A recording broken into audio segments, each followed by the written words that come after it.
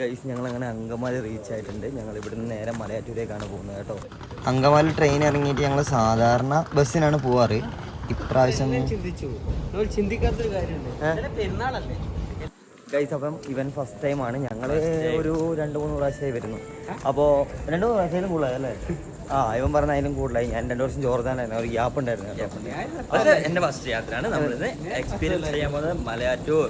Okay, മലയാറ്റൂരേക്ക് പോകുന്ന വഴിയും കാര്യങ്ങളും ഞാൻ ഡീറ്റെയിൽ ആയിട്ട് പറയുന്നത്. അപ്പോൾ വരാൻ താല്പര്യമുള്ള ആൾക്കാർ ജസ്റ്റ് കമൻറ്റ് ചെയ്താൽ മതി കേട്ടോ. അപ്പോൾ 2:30 ആയപ്പോൾ ഞങ്ങൾ എത്തി. ഞങ്ങൾ ജസ്റ്റ് ഇവിടുന്ന് ഒരു ചായ എല്ലാം കുടിച്ചിട്ട് തുടങ്ങുന്നു. ഹോട്ടൽ അങ്കമാലി. അപ്പോൾ ചായ കുടിച്ചിട്ട് ഞങ്ങൾ നേരെ ബസ് സ്റ്റാൻഡിലേക്ക് പോവാം.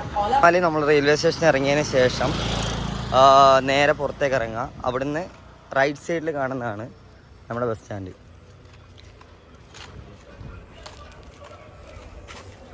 ഇതാണ് അങ്കമാലി ബസ് സ്റ്റാൻഡ്.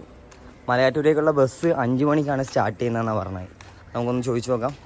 ഒരു സത്യം പറയട്ടെ, ബസ്സില്ല. ബസ് 5 മണിക്കേ ഉള്ളൂ. അപ്പോൾ നമുക്ക് ഓട്ടോറിക്ഷ പിടിക്കാം. അവസാനം ഓട്ടോറിക്ഷ പിടിച്ചു.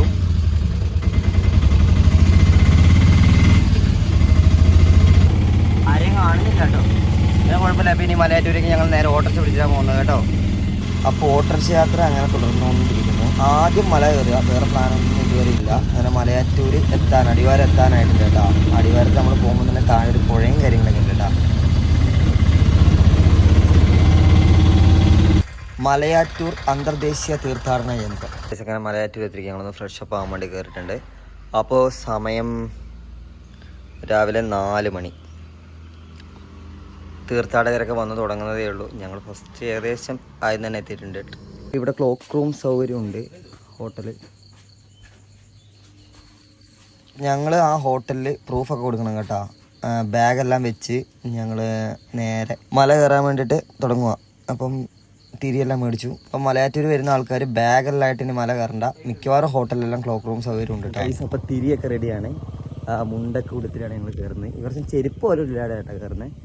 അപ്പം ഉണ്ണിയുടെ ഫസ്റ്റ് എക്സ്പീരിയൻസ് അല്ലേ? First experience. നമുക്ക് നോക്കാം എങ്ങനെ ഉണ്ടാവുന്നത്. ഓക്കെ, ഞങ്ങൾ മലയാറ്റൂരേക്ക് എത്തി.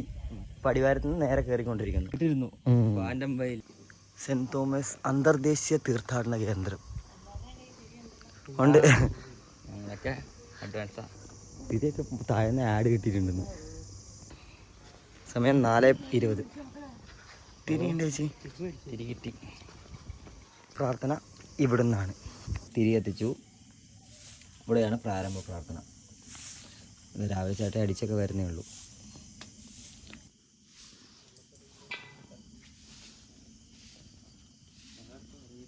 അതിലെ സ്റ്റോറി ഇടാനുള്ള നീ എടുത്തോ. അപ്പം പൊന്നും കുരിശ് മുത്തപ്പൻ പ്രാരംഭ പ്രാർത്ഥനയ്ക്ക് ഇവിടുന്ന് ചൊല്ലി ഞങ്ങൾ നേരെ മല കയറുകയാണ്. കുറേ ആൾക്കാരുണ്ട്. മലയാറ്റൂർ മല കയറാൻ വേണ്ടി തുടങ്ങുകയാണ്.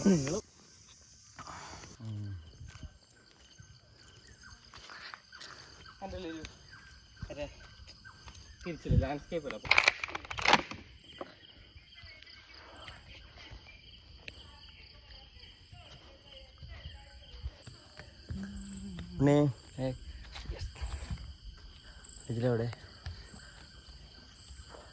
പൊന്നും കുരിശ് മുത്തപ്പോ പൊന്മല കയറ്റം. അപ്പോൾ മലയാറ്റയെക്കുറിച്ച് ഞാൻ പറയാം കേട്ടോ. എനിക്ക് അധികം ഡീറ്റെയിൽ ആയിട്ടൊന്നും അറിയില്ല കേട്ടോ. അപ്പോൾ എനിക്ക് അറിയാവുന്ന കുറച്ച് കാര്യങ്ങൾ ഞാൻ പറയാം. യേശുവിൻ്റെ ശിഷ്യന്മാരിൽ ഒരാളായ തോമസ് ലീഹ ഈ മലയിൽ വന്ന് പ്രാർത്ഥിച്ചു. AD 52 തോമസ് ലീഹ ഇന്നത്തെ അഴീക്കോട് കൊടുങ്ങല്ലൂരിൽ വന്നിറങ്ങി.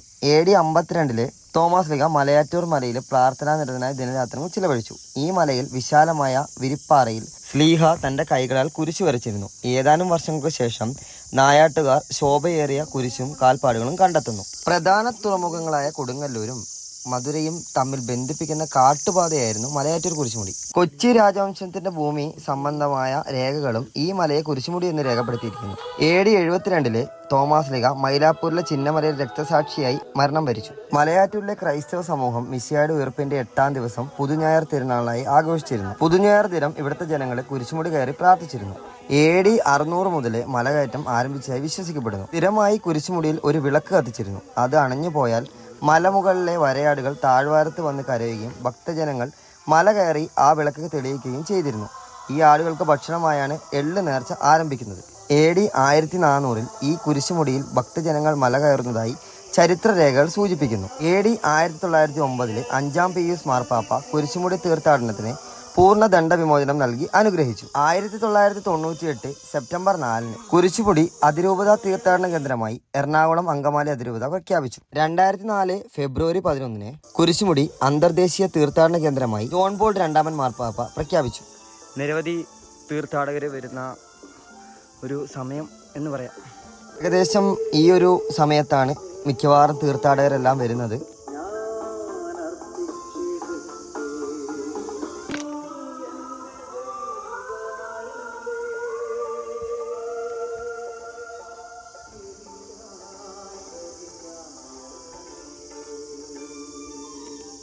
ഇതാണ് റൂട്ട് മാപ്പ്.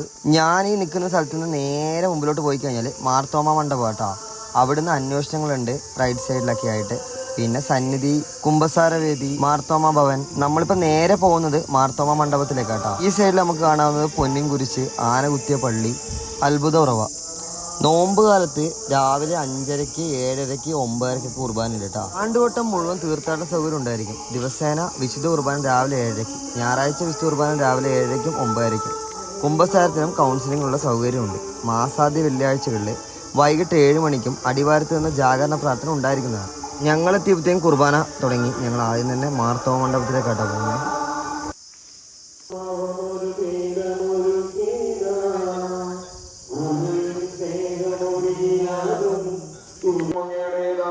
ഞങ്ങൾ സന്നിധിയിൽ അങ്ങോട്ട് പോകുന്ന ആ വഴിക്ക് റൈറ്റ് സൈഡിലായിട്ട് ചെറിയൊരു പാമ്പുണ്ടായിരുന്നു കേട്ടോ. മാർത്തോമ മണ്ഡപത്തിൻ്റെ തൊട്ട് പുറകിലായിട്ട് നമുക്ക് നേർച്ചയുണ്ട്.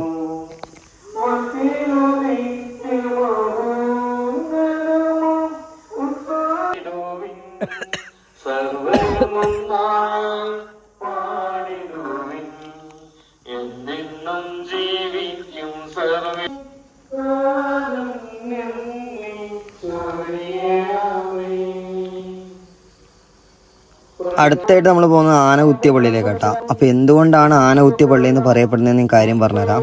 മലമുകളിലെ ഏറ്റവും പുരാതനമായ കപ്പേള സ്ഥാപിതമായത് 1595-ലാണ്. 1968 വരെ കുരിശുമുടി ഘോരവനമായിരുന്നു. ആ കാലഘട്ടങ്ങളിൽ ധാരാളം വന്യമൃഗങ്ങൾ ഇവിടെ ഉണ്ടായിരുന്നു. അക്കാലത്ത് കാട്ടാനകൾ ഈ പള്ളി ആക്രമിച്ചിട്ടുണ്ട്. കപ്പേളയുടെ പുറകിലെ ചുമരിൽ കൊമ്പനാനകളുടെ കുത്തേറ്റ് ഒരടികളും കൊമ്പ് തുളഞ്ഞു കയറിയതിന്റെ പാടുകൾ കാണാം. അതുകൊണ്ടാണ് ആനകുത്തിയ പള്ളി എന്ന് പറയപ്പെടാൻ കാരണം.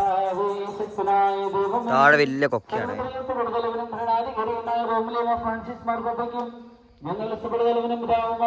അപ്പൊ ഈ സ്റ്റെപ്പ് വഴി നമ്മൾ നേരെ താഴേക്ക് ഇറങ്ങിയാൽ നമുക്ക് അത്ഭുതറവ കാണാൻ പറ്റും കേട്ടോ. കുന്നിൻ മുകളിൽ ഒരു കിണറുണ്ട്. അതിന് ദിവ്യ രോഗശാന്തി ശക്തിയുണ്ടെന്ന് വിശ്വസിക്കപ്പെടുന്നു. സെന്റ് തോമസിന്റെ പ്രാർത്ഥനയ്ക്കിടെ ദാഹം ശമിപ്പിച്ച സ്ഥലമാണിതെന്ന് വിശ്വസിക്കപ്പെടുന്നു.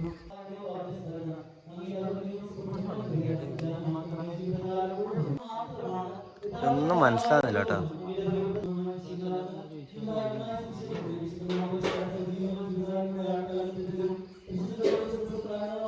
നേരം വെളുത്ത് വരുന്നുണ്ട്.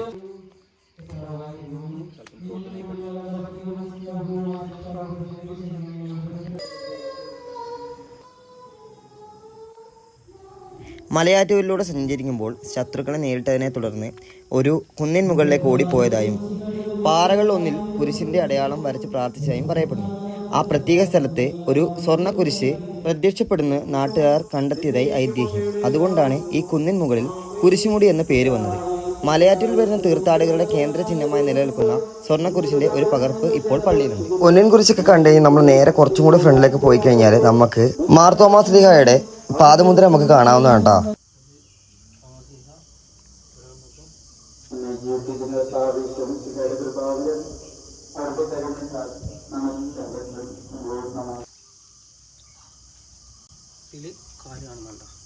രാവിലെ നേരം പരപര വെളുത്ത് വരുന്നു. ഞങ്ങള് മലയാറ്റൂരുണ്ട്. എടാ നോക്കണോ, അങ്ങനെ മലയാറ്റൂർ മലമുകളിലാണ്. നേരം അജിത് കാര്യമായ ഫോട്ടോഗ്രാഫി ആസ്വദിക്കുന്നു. ഫസ്റ്റ് ടൈം വന്നിട്ട് എങ്ങനെയുണ്ട് എക്സ്പീരിയൻസ്? നല്ല എക്സ്പീരിയൻസ് ആണെന്നുണ്ടെങ്കിൽ ഇതുവരെ ഇങ്ങനത്തെ ഒരു കയറ്റം കയറിയിട്ടില്ല.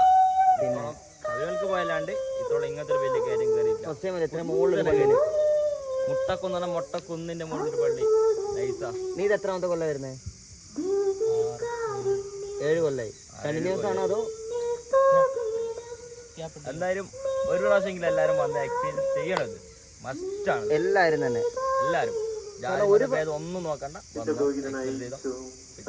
ഒരു പ്രാവശ്യം വന്നാൽ എക്സ്പീരിയൻസ് ചെയ്യാനുള്ളൂ. ഉണ്ട് ഒന്നല്ല, നമുക്ക് പിന്നെ പിന്നെ വരാമെന്ന് തോന്നുന്നു. അതിൽ നമ്മൾ ഭയങ്കര വ്യത്യാസം.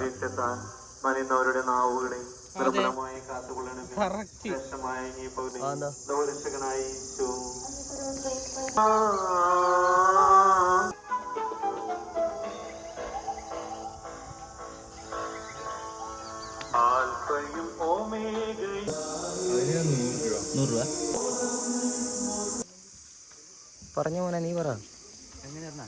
അപ്പൊ ഞങ്ങള് മലയൊക്കെ ഇറങ്ങി നേരെ ഇനി അടുത്ത ഡെസ്റ്റിനേഷൻ എങ്ങോട്ടാന്ന് വെച്ചാൽ വല്ലാർപാടത്തേക്ക് പോകണം എന്നാണ് ആഗ്രഹം. ആദ്യം ഒന്ന് സെറ്റായി ഫ്രഷപ്പ് ഒക്കെ ആയിട്ട് നെക്സ്റ്റ് ഞങ്ങൾ വല്ലാർപാടത്തേക്കാണ് പോകുന്നത്. അപ്പം മല ഇറങ്ങി വരുമ്പം ഉള്ള വ്യൂ ആണ് ഇവിടെ എഴുതി വെച്ചിട്ടുണ്ട്. കടകളൊക്കെ ഓപ്പൺ ആയിട്ട് വരുന്നതേ ഉള്ളൂ. ഞങ്ങൾ അതിന് മുമ്പ് തന്നെ മല കയറി ഇറങ്ങി. ആൾക്കാർ തീർത്ഥാടകർ ഓരോരുത്തരായിട്ട് വരുന്നതേ ഉള്ളൂ കേട്ടോ. അപ്പോൾ ചന്തയൊന്നും ഓപ്പൺ ആയിട്ടില്ല, ഉണ്ണി നോക്കി ചിരിക്കുന്നുണ്ട്. ഇപ്പോൾ നെക്സ്റ്റ് നമ്മുടെ ഡെസ്റ്റിനേഷൻ വല്ലാർപാടം.